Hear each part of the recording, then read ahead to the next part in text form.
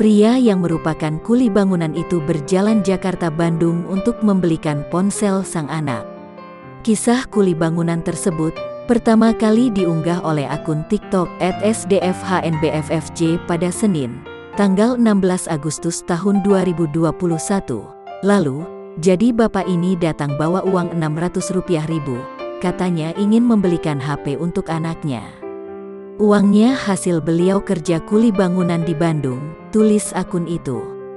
Tikno bahkan diakui memiliki gangguan pendengaran dan tidak bisa berbicara. Berdasarkan cerita yang diterima Tikno sebelumnya bekerja di Jakarta menjadi kuli bangunan. Namun tidak pernah mendapatkan upah. Bahkan dompet Tikno juga sempat dicopet. Sampai akhirnya, Tikno berjalan kaki dari Jakarta ke Bandung dan kembali menjadi kuli bangunan. Ia berhasil mengumpulkan uang Rp600.000 dan hendak dibelikan ponsel untuk sang anak. Berujar, Tikno sudah mencoba membeli ponsel di konter lain. Namun tak ada yang mau melayani hingga akhirnya ia berusaha mencari konter lain.